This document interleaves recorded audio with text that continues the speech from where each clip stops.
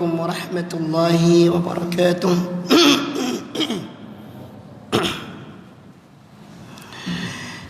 إن الحمد لله نحمده ونستعينه ونستغفره ونعوذ بالله من شرور أنفسنا ومن سيئات أعمالنا.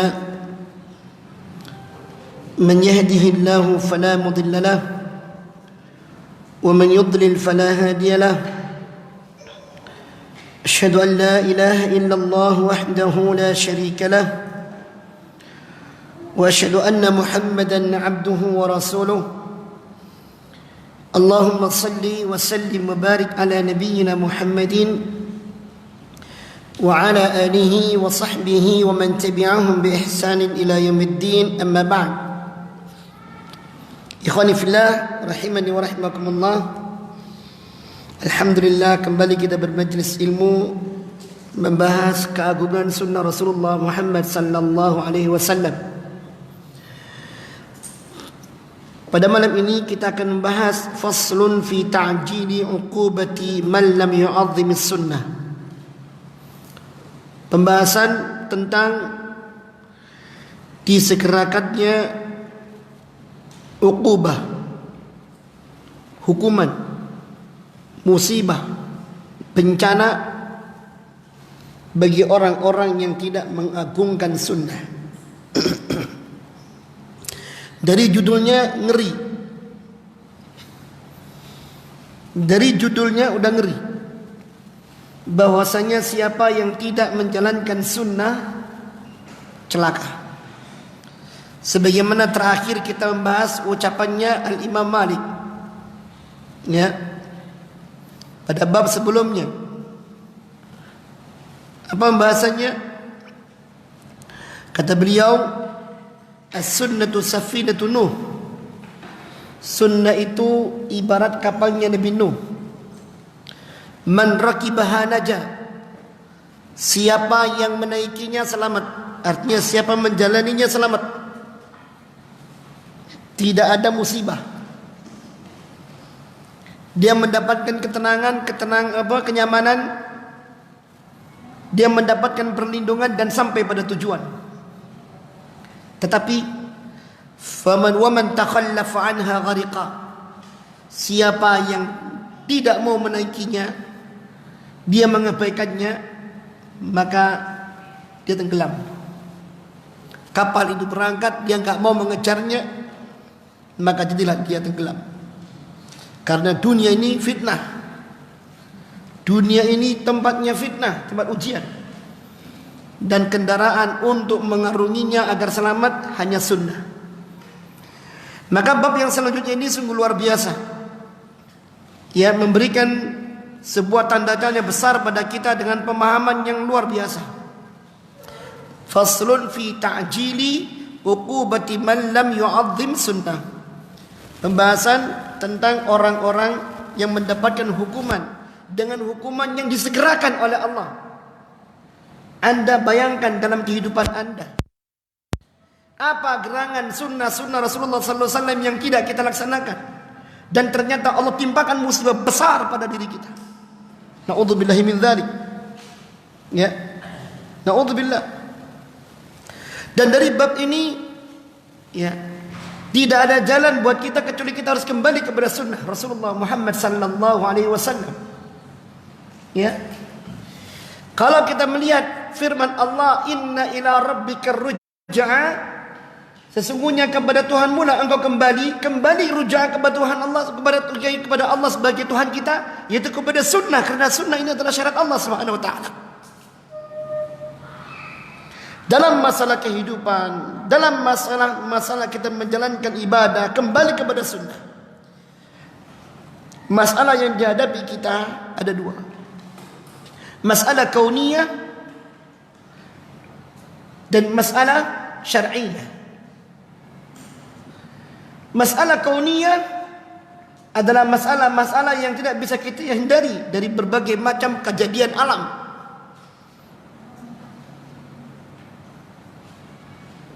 Musibah, bencana, atau hal yang semacamnya, atau sebaliknya. dari kehidupan dunia ini. Yang kita lihat ada siang, ada malam dan semacamnya. Untuk bisa melewatinya dengan baik dan bisa mendapatkan kenyamanan di dalamnya, sunnah solusinya. Masalah syariah, bagaimana kita menjalankan syariat dengan benar sebagai hamba Allah Subhanahu wa taala, kembali kepada sunnah. Inna ila rabbika ar-ruja'. Hanya kepada Tuhan kalian kenakan kembali. Segala apapun yang ada dalam kehidupan kita, kembali kepada Allah. Dan kembali kepada Allah, kembali kepada sunnah. Siapa yang tidak kembali kepada sunnah, tenggelam. Ya. Dan tenggelamnya tidak menunggu waktu lama. Bab ini mengenai ta'jil. Bab disegerakannya uqubah, hukuman bagi orang-orang yang tidak mengagungkan sunnah. La ilaha illallah. Allahumma inna nas'aluka as-salam wal afiyah rabbal alamin. Kita ambil hadis yang pertama. Hadis yang diriwayatkan Imam Muslim dari seorang sahabat bernama Salamah ibn al-Aqwa'. Disebutkan an Salamah ibn al-Aqwa' radhiyallahu ta'ala anhu anna rajulan akala inda Rasulillah sallallahu alaihi wasallam bishimali faqala kul biyaminik. Kata Salamah bin Aqwa bahwasanya ada seorang di sisi Rasulullah sallallahu alaihi wasallam, orang ini makan dengan tangan kirinya. Anda tahu orang makan dengan tangan kirinya atau minum dengan tangan kirinya, itu syaitan. Syaitan itu makan dan minum dengan tangan kiri. Ya. Untuk melihat orang ini benar apa tidak gampang. Ya. Kita di dunia akademisi biasanya dalam dunia akademisi itu kalau sudah orangnya gelarnya profesor, doktor, bla bla bla bla, belakangnya wah sudah. Ya, diagungkan guru besar. Apalagi embel-embelnya guru besar tentang ilmu Islam. Mainnya bukan di mimbar gini Pak, mainnya di seminar. Ya. Guru besar mainnya bukan di mimbar, mainnya di seminar. Ya, untuk melihat orang ini benar-benar guru besar atau sebaliknya, lihat ketika minum.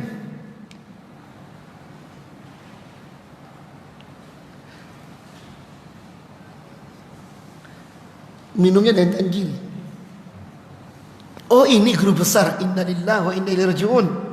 Kalau kayak gini guru besarnya, dia bukan guru besar, ya, syaitan.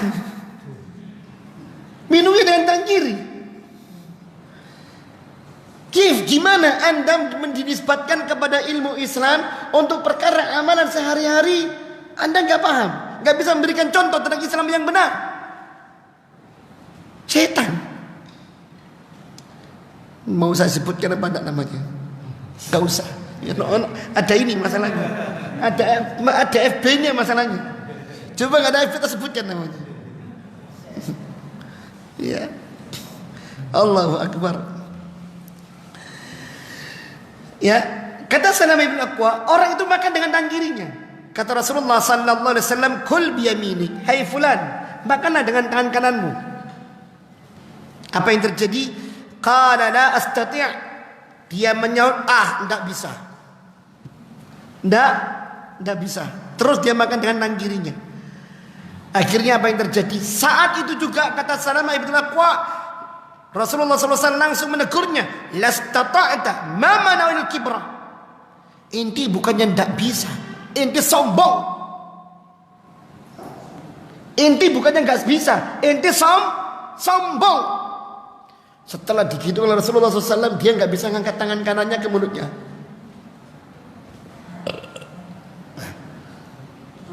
Saat itu juga dibayar kontan oleh Allah Ta'ala.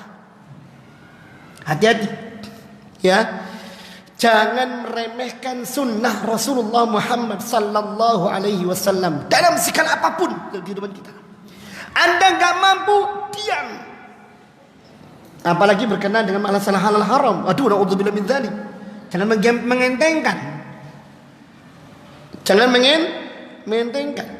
Masalah makruh saja, ya, kena. Katakanlah jenggot ini sunnah. Katakanlah hukumnya sunnah, mungkin ada yang mengatakan sunnahnya kan sunat. Oke, tapi jangan diremehkan. Anda nggak mampu menjalankannya, diam. Istighfar yang banyak kepada Allah Subhanahu wa taala. Istighfar yang banyak. Jangan ngece.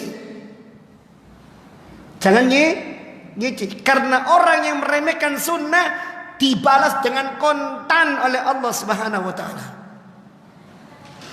Lihat orang tadi, disuruh makan dengan tangan kanan, makan dengan tangan kiri. Nggak bisa. Kata Rasulullah, ente bukan nggak bisa, tapi ente sombong. Setelah itu langsung dikontankan. Dia nggak bisa ngangkat tangan kirinya ke mulutnya.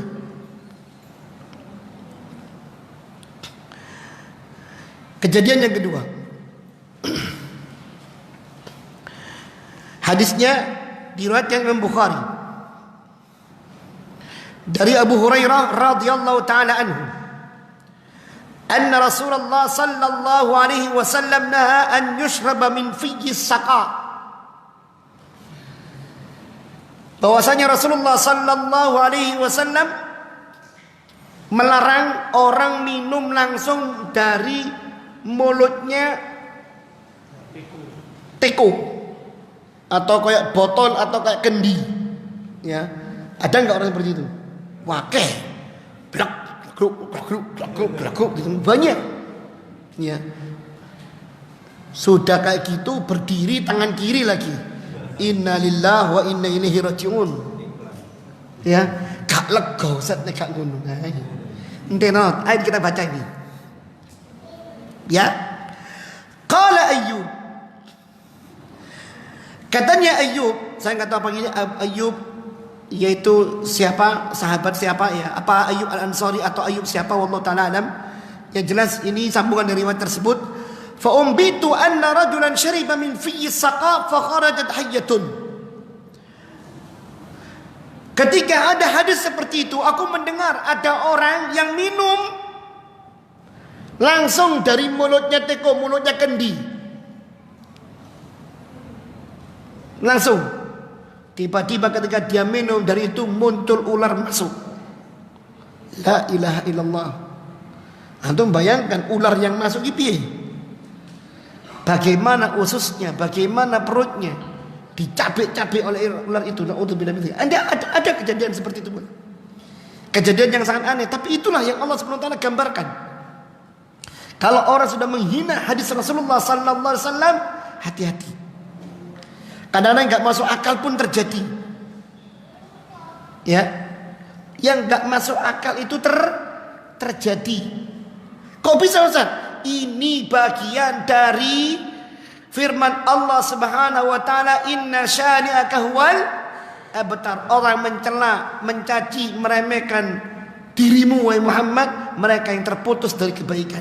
Tidak ada kebaikan pada orang ini dalam hidupnya ketika dia mencela sunnah, meremehkan sunnah. Ya. Coba. Dan ini kata para ulama, disinilah seharusnya orang itu ketika dia minum dari teko, jangan langsung minum dari teko, tuangkan ke tempat gelas atau tempat yang terbuka, dia minum dari situ. Larangan Rasulullah sallallahu alaihi wasallam ini banyak mengandung pelajaran. Seorang kenapa enggak boleh minum dari mulutnya teko atau mulutnya kendi langsung, enggak boleh. Satu, perbuatan tersebut bisa mengotori mulutnya teko itu sendiri. Kira-kira ababnya kita ini enak enggak? Wes gidalan ababnya mambu. Ya. Lihat. Itu yang terjadi. Yang kedua, membuat orang yang ingin minum selanjutnya merasa jijik. Kira-kira dari congor ke congor kok enak enggak? Dari congor ke congor. Hah? Ikhwan, kita kadang-kadang masih mencium baunya orang itu. Dan Islam melarang ini. Harus ada tenggang rasa.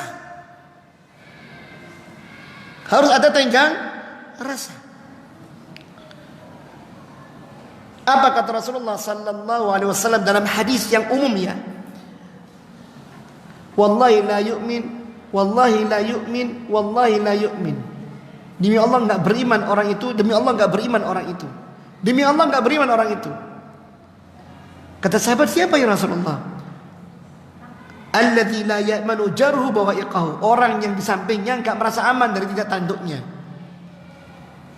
Entah itu tangganya, orang yang duduk sampingnya, atau siapapun yang orang bersebelahan dengan dia, enggak aman dari tindak tanduknya. Ya tindakan seperti tadi itu. Dengan egoisnya dia minum dengan cara apa yang dia sukai, tanpa memperhatikan orang lain. Tidak ada tenggang rasa, seenaknya. Ya, ini pun ikhwan, maaf kalau boleh saya melebarkan sedikit, termasuk adab membuang hajat. Maaf ini. Kadang-kadang orang buang hajat sembarangan. Ya, maaf ya. Ada bekas yang enggak dia perhatikan. Entah bau atau apa atau bekas yang lainnya. Ya akhi, ini bukan milik Anda pribadi. Milik Anda pribadi pun Anda enggak pantas. Kenapa? At-tahuru syatrul iman. Kesucian bagian dari iman. Innallaha yuhibbut tawwabin wa yuhibbul mutatahhirin. Allah menyukai orang yang bertaubat, Allah menyukai orang yang membersihkan diri. Ini cirinya Islam, bersih. Ya. Tapi banyak orang-orang yang sembarangan. Istinjanya sembarangan. Padahal pernah Rasulullah sallallahu alaihi wasallam melewati 2 makam. Dua-duanya diazab. Dua-duanya diazab. Kata Rasulullah SAW, yang satu diazab karena namimah. Jalan ke sana kemari menyebar fitnah. Mengadu domba. Ke sana kamu gini, ke sana kamu gini. Yang kedua, dia adalah orang yang kalau sudah berbuang hajat tidak bersuci dengan cara yang baik. Kita manusia, bukan kucing. Ya, ada. Ya, perlu kadang-kadang mungkin di luar sini. Perhatikan tetangga Anda. Jangan meninggalkan jejak. Ya, kan perhatikan tetangga Anda, jangan meninggalkan jejak. Ya, ini. Lah, kembali ke masalah minuman tadi. Yang ketiga, ya, bisa jadi ketika orang minum dari teko itu, justru dia akan mendolimi dirinya sendiri. Apa? Karena dia akan dikalahkan oleh luapan air yang tumpah, sehingga dia menggunakan air itu lebih dari kadarnya, sehingga membasahi dia semuanya. Satu, poros. Yang kedua, dia terkena dampaknya. Tidak ada kebaikan sama sekali. Belum lagi, maaf, ditambah lagi kata Rasulullah sallallahu alaihi wasallam, kata Abu Hurairah, nah Rasulullah sallallahu alaihi wasallam an yutanaffas fil ina aw yunfaqa fihi. Rasulullah sallallahu alaihi wasallam itu melarang orang meniup air minum atau bernafas di dalamnya. Panas rek, enggak boleh. Ya, enggak boleh.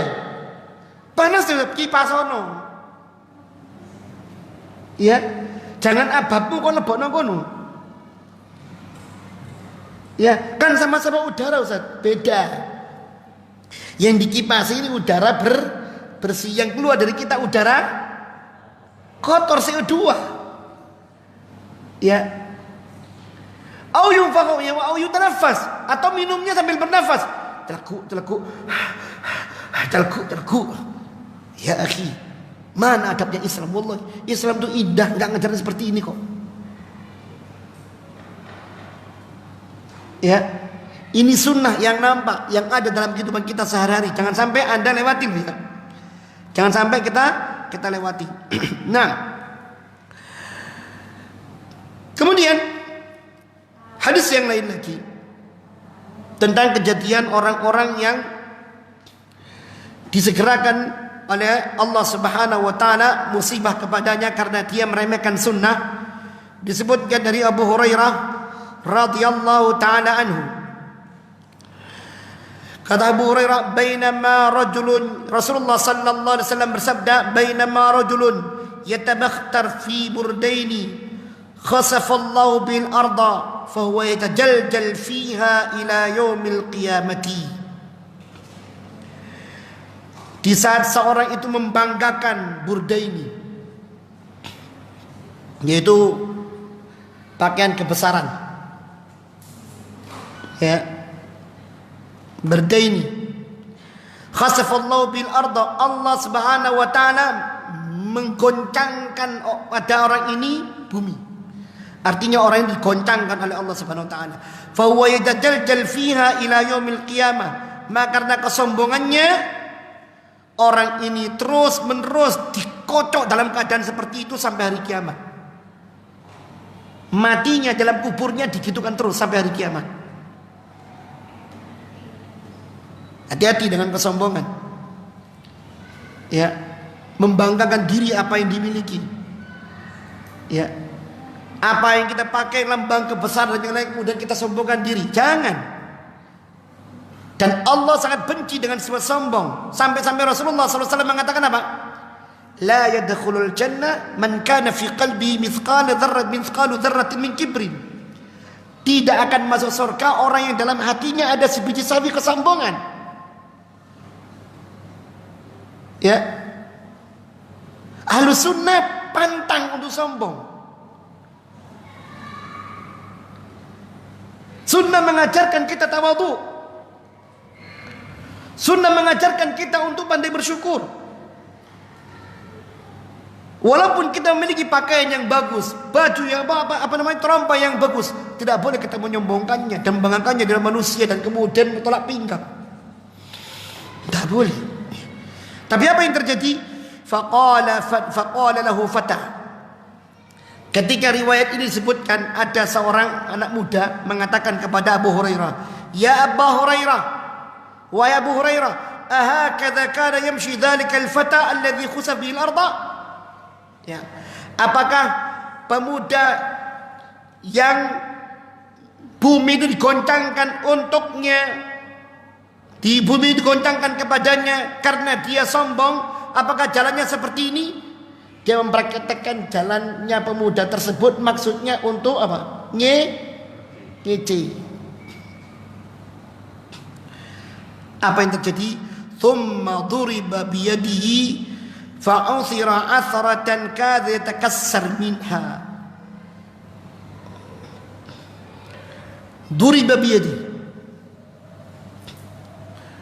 Anak ini dijatuhkan sampai tangannya kemudian jatuh, sampai tangannya pun hampir patah. Gara-gara kesombongannya tersebut. Na'udzubillahi min dzalik. Ya. Contoh yang lain lagi. An Abdurrahman bin Harmalah qala, jaa rajulun ila Sa'id ibn Musayyab. Datang seseorang kepada Al-Imam Sa'id ibn Musayyab, yuwaddi'uhu bihajjin aw umratin. Yang dia datang ke Imam Sa'id ibn Musayyab ingin menyampaikan untuk perpisahan karena akan melaksanakan ibadah haji dan umrah. Ya.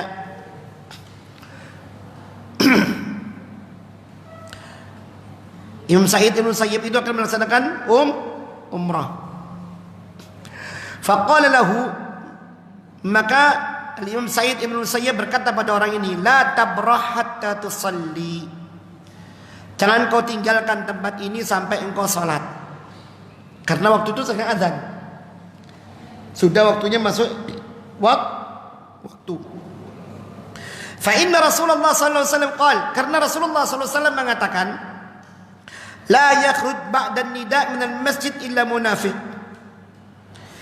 Tidak keluar dari masjid itu setelah azan dikumandangkan kecuali orang munafik. Saat itu berarti Imam Sa'id ibn Musayyib ada di di masjid. Ya kayak kita gini, datang orang, oh masya Allah tuh mau ke haji, mau umrah, masya Allah gitu. Katanya Imam Said, sebentar jangan keluar, ini sudah waktu sholat. Kata Rasulullah SAW, tidaklah keluar dari masjid setelah azan dikumandangkan kecuali orang munafik. Illa rajulun akhrajathu hajatun aw yuridu raja'a ila masjid, atau orang yang keluar masjid karena hajat, mungkin ada keperluan ke belakang, atau dia keluar untuk kembali, keluar sejenak untuk kembali. Begitu silakan. Ya. Faqala, orang ini ngomong menyela. Omongannya Imam Sa'id Ibn Musayyib, inna ashabi bil harra, ngapunten, di Hira itu ada teman-teman saya.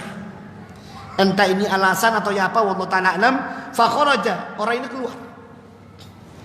Padahal hadis Rasulullah SAW mengatakan apa?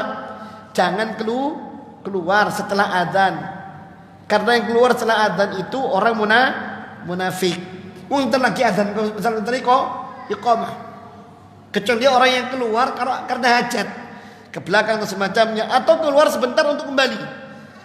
Orang ini punya beralasan, ada temanku di haram tempat-tempat. Ya, dia keluar. Falam yazal Sa'idun yudzakiruhu. Al-Imam Sa'id Ibn Musayyib terus mengingatkan dia, jangan ya akhi, sebentar di sini dulu. Ngeyel orang ini. Hatta ukhbira annahu waqa min rahilati fankasarat fakhidahu. Orang ini ngeyel, keluar, gak lama terdengar berita orang ini jatuh dari kendaraan tunggangannya, pahanya patah.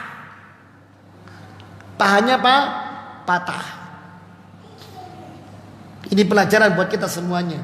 Kalau sudah di masjid azan berkumandang, jangan keluar. Kecuali kalau keluarnya karena hajat, mungkin wudu, ya, atau keluar untuk balik. Memang dia ada hajat yang di luar masjid, ada sesuatu yang ditunjukkan, tapi untuk kembali cepat gitu loh. Hain, ya, karena kita meremehkan, akhirnya terjadi seperti itu. La ilaha illallah. Qala Abu Abdillah,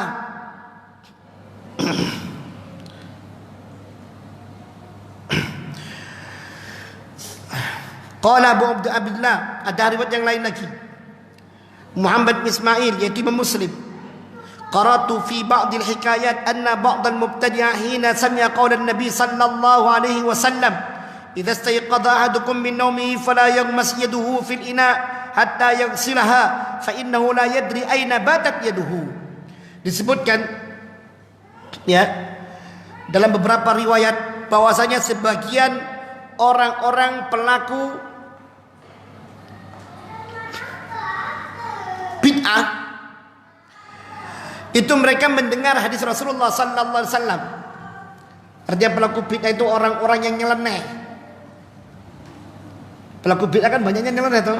Sudah jelas hadisnya, enggak mau melaksanakan amalan yang lain. Ngenah sunnah. Ya, ini.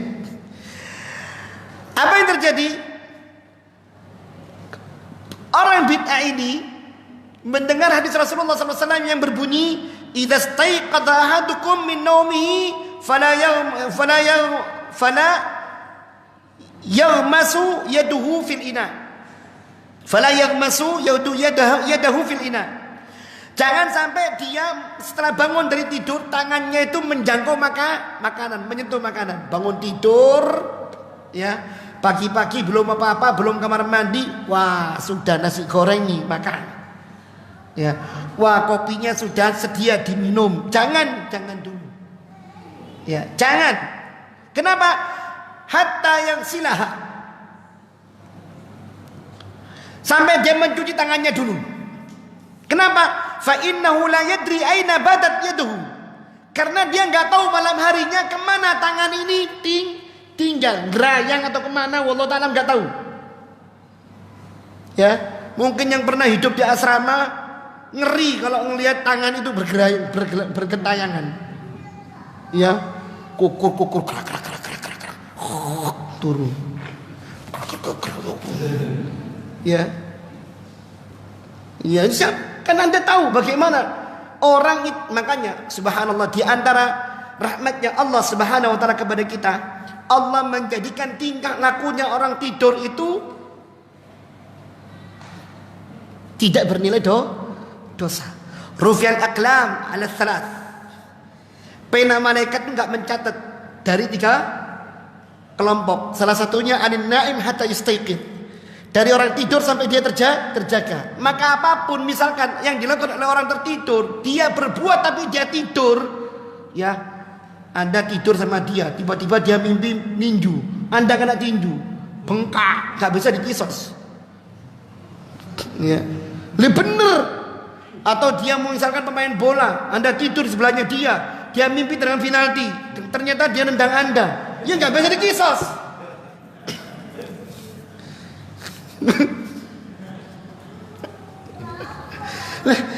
Bener di antara syaratnya Allah Subhanahu wa taala. Ya, yang penuh berkah Allah sementara nggak mencatat perbuatan orang yang tertidur itu. Kalau sudah hilang ingatannya, kalau sudah hilang kesadarannya, dia tertidur, apa yang diperbuat dalam tidurnya sudah nggak ada catatan. Lah, kenapa? Karena dia nggak tahu di mana. Makanya kata Rasulullah SAW, kalau bangun tidur jangan menyentuh makanan atau menyentuh minuman atau masukkan tangannya ke minuman atau makanan. Jangan, karena malamnya dia nggak tahu di mana tangannya berada. Di mana? Dia nggak tahu karena dia tertidur. Apa yang terjadi? Faqala dzalikal mubtadi' ala sabilit tahakkum. Ternyata orang pelaku bid'ah itu mendengar hadis ini ngomongnya ngeyel. Ngomongnya ngeyel, ya. Ana adri aina batat yadi. Aku tahu kok di mana tanganku itu berada. Batat fil firash, tanganku itu di kasur. Tidur gak gini atau gini, itu kasur. Angel kalau sudah orang seperti ini. Dikandani kasih hadis angel wis, angel. Ya, kampleng aja. Apa yang terjadi? Subhanallah. Lihat, Allah bayar kontan orang ini. Fa asbaha wa qad adkhala yadahu fi duburi ila dhira'ihi. Setelah dia ngomong gitu, besoknya dia bangun tidur, ternyata dia mendapati tangannya masuk ke duburnya sampai sehasta ini. Masuk ke duburnya. Bayangkan, naudzubillah min dzalik. Kok bisa? Ya bisa. Ya. Hukuman Allah Subhanahu wa taala kepada orang-orang yang menyemaikan hadis Rasulullah sallallahu alaihi wasallam. Maka dari kata Imam At-Taimi, "Falyattaqil mar'u al-istighfafa bis-sunan wa mawdi' at-tawqif fanzur kaifa wasala ilaihi syu'ma fi'lihi." Ya. Maka hendaklah setiap orang itu bertakwa kepada Allah taala. Hati-hati. Jangan dia meremehkan sunnah. Ya. Apa yang ditetapkan oleh Allah Subhanahu wa taala. Lihat apa yang terjadi pada orang-orang yang melampauinya. Orang-orang yang meremehkannya. Seperti itu, naudzubillahi min dzalik. Nah, kisah yang lain lagi. Wa an Abi Yahya As-Saji qala kunna namshi fi azaqqatil Basrah ila babi ba'd al-muhaddithin fasra'na al-mashya wa ma'ana rajulun majnun muttahamun fi dinihi faqala mustahzi'an irfa'u arjulakum an ajnihatil malaikati la tukassiruha. Katanya Abu Yahya As-Saji, seorang ulama, menceritakan bagaimana orang yang meremehkan sunnah itu dampaknya. Ya. Dia mengatakan kunna namshi fi azaqqatil Basrah. Kami suatu hari berjalan di Basrah, di salah satu jalan-jalan Basrah, menuju babi ba'dil muhadditsin, menuju pintu beberapa orang-orang ahli hadis, yaitu menuju rumah-rumah orang-orang ahli hadis. Fasra'nal masyiyah. Kami pun bersegera berjalan. Wa ma'ana rajulun majnun. Dan bersama kami ada orang yang nyeleneh, muttahamun fi dinihi, yang muttahamun fi dinihi, orang ini sering meremehkan perkara agama. Faqala mustahzi'an, dia pun kemudian nyeleneh dengan ngomong dengan nada yang menghina. Irfa'u arjulakum, angkat kaki kalian, ya. La tukassiru ajnihatal malaikati, jangan kalian patahkan itu sayap-sayap malaikat. Apa maksudnya? Dalam hadis Rasulullah sallallahu alaihi wasallam, penuntut ilmu itu dinaungi oleh malaikat. Ya. Dinaungi oleh malaikat. Dimintakan ampun kepada Allah Subhanahu wa taala. Nah, ternyata ini orang nyeleneh. Ojo banter-banter. Engko sayapnya malaikat cuklek. Kalau bahasa kita seperti itu. Ya, falam yazal min mawdi'i hatta jaffat rijlahu wa saqata. Dia terus seperti itu sampai kemudian apa? Jaffat rijlahu wa saqata. Dia terjatuh, ya, dari tempatnya dia gara-gara omongannya tersebut. Ya, dia terjatuh. Jaffat rijlahu artinya tangannya kakinya kesandung dan kemudian dia terjatuh. Dia sendiri yang terkena dampak dari ucapannya. Makanya guyon sih guyon, canda-canda, tapi jangan canda membuat agama candaan. Jangan. Agama bukan tempat candaan, bukan. Sunnah dan Al-Quran itu bukan sarana untuk canda. Bukan. Dia tuntunan yang harus kita laksanakan. Canda silakan, tapi jangan dusta. Tapi jangan menggunakan materi agama. Banyak enggak orang-orang ini bercanda dalam masalah agama? Banyak. Mau sholat berjamaah, titip ya. Perang ngampleng aja.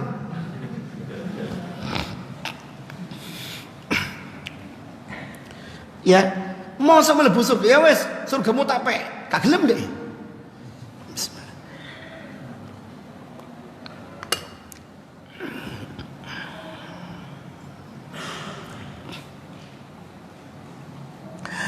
Ada lagi kisah yang keberapa ini? Ada yang ingat? Enggak tahu. Saya soalnya di sini enggak ada nomornya di sini. Kisah yang ketujuh. Baik, terima kasih Mas. Kunna fi majlisin bi Jami'il Mansur. Kata Al-Qadhi Abu Tayyib, ada seorang hakim namanya Abu Tayyib, ya, rahimahullah ta'ala. Al-Qadhi berarti hakim. Ya. Dia mengatakan kami suatu hari duduk di Masjid Mansur, di Masjid Jami'. Faja syabun Khurasani. Tiba-tiba datang seorang pemuda dari negeri Khurasan, negerinya Muslim. Fasala an mas'alatil musrat. Dia bertanya tentang masalah ususnya, masalah usus musrat. Fatalaba bid-dalil, dia bertanya dan meminta dalil hatta istadalla bihadisi Abi Hurairah al-warid fiha. Ya, hatta ustudilla bihadis Abi Hurairah al-warid fiha. Sampai kemudian dimunculkan kepadanya sebuah hadis yang diriwayatkan oleh Abu Hurairah yang memang ada hadis dari Abu Hurairah berkenaan dengan masalah yang dia tanyakan. Wa kana Hanafiyan. Ternyata pemuda tersebut adalah pemuda yang bermadzhab Hanafi. Antum lihat, ini pemuda bermadzhab Hanafi. Ya. Datang hadis ini mau dibantah dengan mazhab Hanafi. Kuat mana hadis dengan mazhab? Kuat mana hadis dengan mazhab? Hadis. Para ulama mazhab mengatakan idza sahhal hadis bahwa mazhabi. Bila ada hadis sahih maka dia adalah hadis, adalah pendapatku. Sebelum pembahasan ini ada ucapannya Imam Syafi'i. Kalau seandainya kalian mengetahui ucapanku menyelisih hadis Rasulullah SAW, ketahui aku gila. Aku ini gila. Ya. Lihat. Wa kana Hanafiyan, pemuda ini adalah Hanafi. Apa yang terjadi? Ketika disebutkan kepadanya hadis Abu Hurairah, dia dengan congkaknya mengatakan Abu Hurairah ghairu maqbulil hadis. Abu Hurairah itu hadisnya enggak diterima. Loh. Wani loh. Antum tahu dalam ilmu hadis riwayat Abu Hurairah paling banyak 5.800 sekian. Hampir 6.000 hadis. Masuk Islamnya masih baru-baru, bukan termasuk orang yang pertama.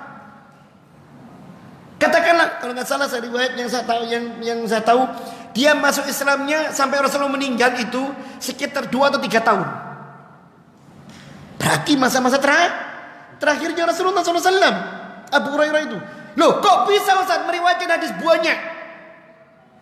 Saya mau tanya, yang sudah ngaji ada berapa tahun di sini?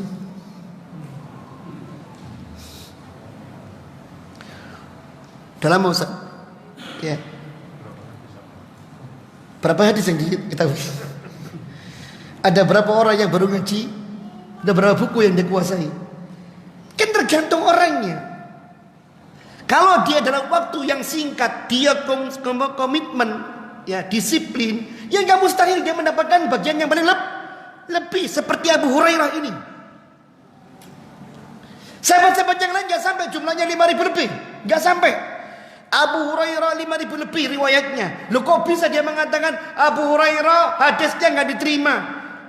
Sekian ribu hadis ditolak berarti. Ya, ketika dia ngomong seperti itu, padahal di belakang ucapan Abu Hurairah itu adalah hadis Rasulullah SAW. Ketika dia mengatakan seperti itu, apa yang terjadi? Kata Imam Al-Qadhi Abu Tayyib, famastatamma kalamahu hatta saqatat alaihi hayyatun azimatun min saqfil jami'. Belum sampai pemuda ini merampungkan ucapannya, ternyata jatuh menimpa dia seekor ular besar dari atap. Seekor ular besar dari atap, dari atapnya masjid. Fawasaban nas min ajliha. Ular ini apa namanya? Melompat-lompat pada manusia. Ya. Fawasaban nas min ajliha. Pemuda ini melompat-lompat pada manusia. Artinya dia berusaha untuk gandeng menungso gitu loh. Apa irannya? Ya dia lompat-lompat minta perlindungan pada manusia karena takut dari anjing ibak, dari ular ini. Waharaba syabu minna, lalu dia lari dari ular ini. Tapi apa yang terjadi? Wahiyya tatba'uhu, ular itu terus mengejarnya. Faqila lahu, dikatakan pada pemuda ini, "Hai fulan, tupatlah engkau, tupatlah dari ucapanmu, tupatlah." Faqala tubtu, aku tobat. Faghabatil hayyatu falam yura laha athar. Saat itu pula ketika dia mengatakan aku tobat, ular itu pun hilang dan tidak ketahui kemana bekasnya.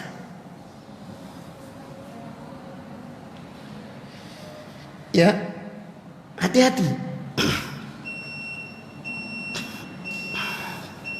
Azan dulu? Belum? Ya. Baik.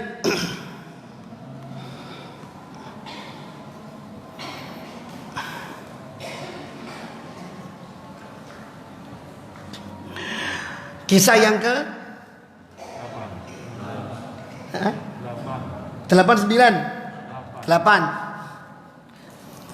Waqala Qutbuddin Al-Yunaini,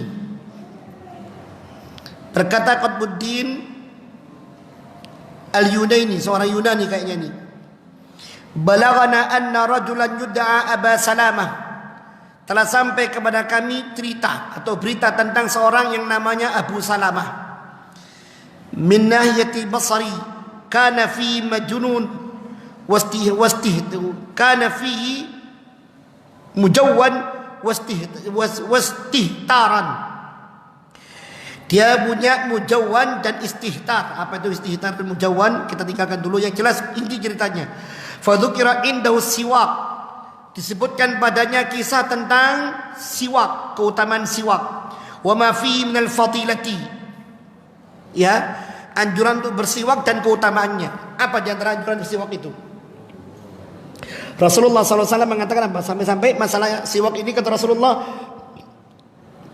laula an asyqa ala ummati la amartuhum bisiwak inda kulli wudu'in. Kalau seandainya tidak membuat umatku ini susah, maka aku akan perintahkan mereka untuk bersiwak pada setiap kali wudu. Ini ada bangun tidur enggak siwakan kok, padahal tidur enggak siwakan kok. Kongkon ada yang bangun tidur siwakan? Mau tidur siwakan? Ya sudah, jangan siwak, gosok gigi. Merek siwak Ustaz. Jarang banyak di antara manusia. Ya. Padahal minimal 2. Bagus-bagus 3. Pagi, sore, malam. Ya. Kata Rasulullah, kalau seandainya dia memberatkan pada mereka, aku perintahkan untuk bersiwak pada setiap wudu. Tapi apa yang terjadi pada orang ini? Wallahi, kata orang ini, demi Allah, ya, la astaku illa fil makhraj. Aku tidak akan mau bersiwak kecuali pada makhraj. Kok siwak kayak gini untuk opoi. Aku tidak akan bersiwak kecuali fil makhraj, yakni fid dubur, di belakang. Nak nyici toh ini. Nemen loh ini. Oh no Ustaz ya. Oh no ceritanya ini. Ini ceritanya ini ada. Ya. Fa akhadha siwakan fa wada'ahu fi makhraji thumma akhraja. Maka dia mengambil siwak, diletakkan di tempat duburnya, dia keluar. Oh, nentang ini, naudzubillah min dzalik. Ya. Famakatha ba'dahu tis'ata ashurin wa huwa yashku min alamin fi batni fil batni wal makhraj. Apa yang terjadi setelah kejadian itu? 9 bulan dia mengeluhkan rasa sakit di perut dan di duburnya. 9 bulan, kayak uang meteng, kayak orang hamil. Tidak lapo-lapo loh ini. Ya. Ini kemudian diceritakan. Kata Imam Az-Zahabi, ini yang menceritakannya banyak masalahnya. Fawadha'a waladan ala sifatil jardan law arba'ata qawaim wa ra'su kara'sim samakah. Orang ini melahirkan seorang anak dalam sifat, dalam wujud jardan. Jardan ini apa lupa saya nama binatang ini. Dia memiliki 4 kaki, kepalanya seperti ikan. Walau duburun keduburil arnab, dia punya dubur seperti duburnya, dan dia punya anus seperti anusnya arnab. Punya anus seperti anusnya arnab. Bisa dubur itu yaitu ekor seperti ekornya arnab atau arnab kelinci. Walamma wada'ahu saha dzalikal hayawan salasa siyahat. Ketika dilahirkan binatang yang dilahirkan ini, itu anak maksudnya binatang. Anak dalam wujud binatang. Ini meraung dengan raungan tiga kali. Faqadat ibnatu dzalikar rajul. Faqamat ibnatu dzalikar rajul faradakhat ra'sahu famata. Maka apa yang terjadi? Anak perempuan laki-laki ini bangkit dan kemudian memukul kepala binatang tersebut dan mati. Ya. Wa asha dzalikar rajul ba'da wad'ihi lahu yawmain. Laki-laki itu setelah mengeluarkan binatang tadi dari perutnya, dia tinggal 2 hari kemudian mati setelah itu pada hari ketiga. Wa kana yaqulu, dan di saat sebelum kematiannya dia mengatakan, hadzal hayawan qatalani. Ini binatang telah membunuh diriku. Wa qatta'a am'ai, telah mencerai-beraikan ususku. Kok bisa Ustaz? Ini tadi lapo siwak dilebokno mburi. Kurang gawe. Nyece dibalas sama Allah Ta'ala. Wa qad syahada dzalika jama'atu min ahli tilka nahiyah wa khutaba dzalikal makan. dan peristiwa ini disaksikan oleh banyak manusia di kampung tersebut dan disaksikan oleh para khotib tempat tersebut. Wa minhum man ra'a dzalikal hayawan hayyan, bahkan di antara mereka ada yang melihat binatang yang dilahirkan itu dalam keadaan hidup. Wa minhum man ra'ahu ba'da mautihi, ada pula yang melihat binatang tersebut setelah matinya binatang tersebut. Ini dibalas tuntas. Naudzubillahi min dzalik. Silakan azan.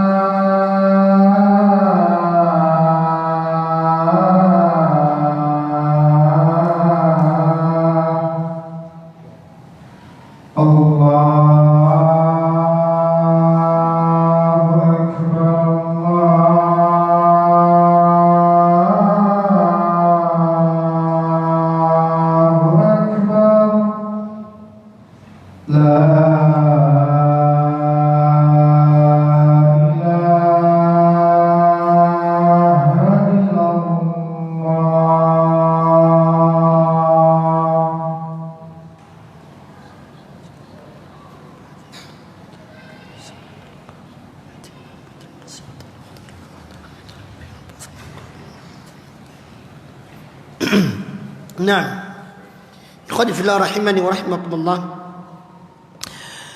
Bab ini sudah kita bahas tentang hukuman bagi yang disegerakan oleh Allah kepada orang-orang yang menyelisih sunnah Rasulullah sallallahu alaihi wasallam.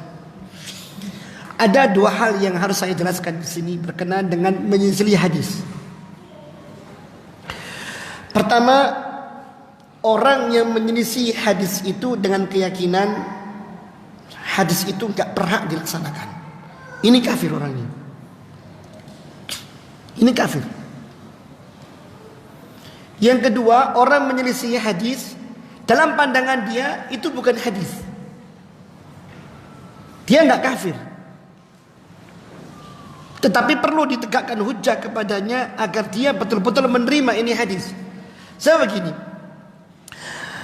Ada orang melihat hadis, tapi dia melihat hadis itu dalam dua versi. Satu ada yang mengatakan sahih, ada yang mengatakan dhaif. Pada hakikatnya dia menerima hadis Rasulullah sallallahu alaihi wasallam. Akan tapi dia mendapatkan jalur tentang hadis tersebut dhaif. Padahal hadis ini dalam riwayat yang lain sahih. Ketika disampaikan kepadanya hadis ini, lalu dia membantahnya, ini hadis gak bisa dipakai hujah. Ya. Dia bukan membantah hadis ini, tetapi membantah tentang keabsahan hadis tersebut. Orang ini gak kafir, karena pada asalnya dia menerima hadis. Beda kalau seandainya dia pada hakikatnya langsung menolak hadis, meremehkan hadis. Apa itu hadis? Gak ada. Orang seperti ini bisa terkena hukum kafir kalau sudah tegakkan kepadanya hujjah. Kata Imam As-Suyuti dalam kitab Miftahul Jannah fil Ihtijaj bis Sunnah, beliau mengatakan, ya, dalam kitab Miftahul Jannah fil Ihtijaj bis Sunnah, beliau mengatakan, fa'lamu rahimakumullah, ketahuilah oleh kalian rahimakumullah, semoga Allah merahmati kalian semuanya, anna man ankara haditsan Nabi sallallahu alaihi wasallam qawlan kana aw fi'lan bi syartihi al-ma'ruf fil usul hujjah kafara wa kharaja an dairatil islami wa husyira ma'al yahudi wan nasara aw ma'a man sya'a min firaqil kafarati. Nas'alullah sallallahu rabbil alamin.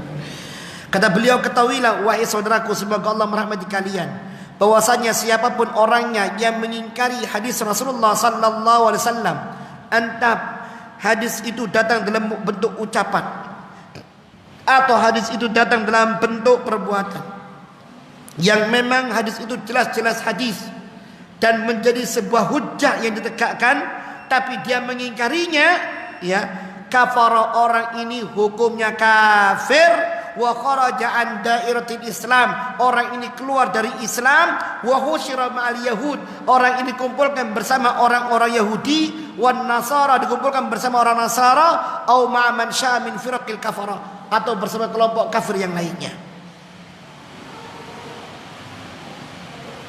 Kafir loh ini, ya, hati-hati. Jangan pernah menolak hadis Rasulullah sallallahu alaihi wasallam yang sudah jelas hadis.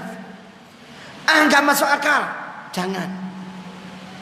Akal kita ini pendek. Walaupun kita bergelar profesor, akal kita terbatas. Walaupun kita orang yang candai dan cerdas, ya, terbatas. Hadis ini sama dengan firman Allah Subhanahu wa taala. Ya, sama dengan Al-Quran. Hanya lafadznya adalah lafadz dari Rasulullah sallallahu alaihi wasallam, tetapi kandungan maknanya dari Allah. Bedanya dengan Al-Quran apa? Al-Quran itu lafadz dan makna dari Allah Ta'ala dengan perantara malaikat Jibril. Kalau hadis, makna dari Allah, lafadznya dari Rasulullah Muhammad sallallahu alaihi wasallam. Ini bedanya. Yang jelas apa yang dikatakan oleh Rasulullah sallallahu alaihi wasallam, Allah mengatakan, "Wa ma yantiqu 'anil hawa in huwa illa wahyu yuha." Tidaklah apa yang keluar dari Muhammad itu berasal dari hawa nafsunya, tapi itu wahyu yang Allah turunkan kepadanya. Surah An-Najm ayat 3 dan 4. Maka kewajiban kita apa? Sam'an wa ta'atan. Kami dengar, kami taat. Ingat, bab ini memberikan pemahaman kepada kita bahwa siapapun orangnya yang menyelisih sunnah dibayar tunai oleh Allah Ta'ala. Na'udzubillahi min dzalik. Renungkan pada diri kita masing-masing. Kenapa banyak musibah dalam kehidupan kita? Bisa jadi ini karena kita nggak menjalankan sunnah dalam kehidupan kita. Ya, semua karena Islam ini universal. Taubatnya kembali kepada sunnah. Tidak ada jalan kecuali kembali kepada sunnah. Ya, barakallahu fikum, waffaqanallahu jami'an. Subhanakallahumma wa bihamdika asyhadu an la ilaha illa anta, astaghfiruka wa atubu ilaik. Wa sallallahu nabiyana Muhammadin wa ala alihi wasallam. Wassalamu alaikum warahmatullahi wabarakatuh.